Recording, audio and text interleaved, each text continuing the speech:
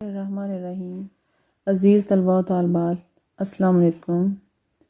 آج ہم پڑھیں گے ادب کیا ہے، لیکن اس سے پہلے آپ میری ویڈیو کو لائک، شیئر اور سبسکرائب ضرور کریں۔ ادب عربی زبان کا لفظ ہے۔ ظہور اسلام سے قبل عربی زبان میں ضیافت کے معنوں میں استعمال ہوتا تھا۔ یہ شائستگی کے معنوں میں بھی استعمال ہوتا ہے۔ نیومن کے الفاظ میں انسانی افکار، خیالات اور احساسات کا زبان اور الفاظ کے ذریعے اظہار ادب کہلاتا ہے۔ ادب میں الفاظ کی ترتیب، افکار اور احساسات کا اظہار اس طرح کیا جاتا ہے کہ پڑھنے اور سننے والے میں مسرت کا احساس پیدا ہو، خوشی کا احساس پیدا ہو۔ ادب آرٹ کی ایک شاخ ہے۔ ادب جو ہے وہ ہمیشہ ذہنی تخلیق ہوتی ہے، ان کا حقیقت سے تعلق نہیں ہوتا۔ البتہ ادیب جو ہے وہ قاری کے جذبات کی ترجمانی ضرور کرتا ہے۔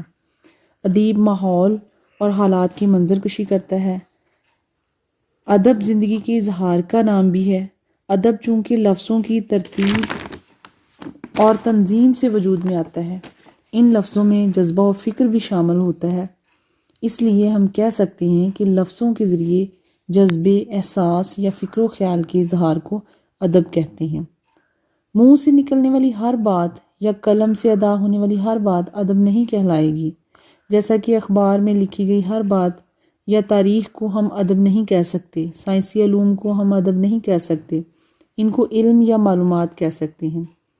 ایک مثال سے میں وضاحت کروں گی۔ جیسا کہ ہم سب خط لکھتے ہیں لیکن ہمارے خطوط ادب کے ذیل میں نہیں آتے، لیکن اس کے برعکس غالب کے خطوط ادب کے ذیل میں آتے ہیں۔ اس سے یہ بات سامنے آتی ہے کہ ایسی تحریر کو ادب کہا جائے گا جس میں الفاظ کی ترتیب و تنظیم ہو، پڑھنے والا تحریر سے لطف اندوز ہو سکے اور اس کے معنی سے مسرت حاصل کر سکے۔ اس مسرت کا تعلق ہمارے باطن میں چھپے ہوئے احساس سے ہوگا۔ یہ وہ تحریر ہوگی جس کا اثر وقتی نہیں ہوگا بلکہ ابدی ہوگا۔ یہی وہ خصوصیات ہیں جن سے مثنوی مولانا روم، کلام اقبال، کلام غالب، اشعار میر ہمیں آج بھی متاثر کرتے ہیں۔ ادب میں ایسی قوت موجود ہوتی ہے جو ہمیں متحرک کرنے کے ساتھ ساتھ ہماری پوشیدہ صلاحیتوں کو بیدار کرنے کی صلاحیت بھی رکھتی ہے۔ ادب کے ذریعے ہم زندگی کا شعور حاصل کرتے ہیں۔ یہ تھی آج کی میری ویڈیو ادب کے بارے میں۔ اگلی ویڈیو میں ہم ادب کی اقسام کے بارے میں پڑھیں گے۔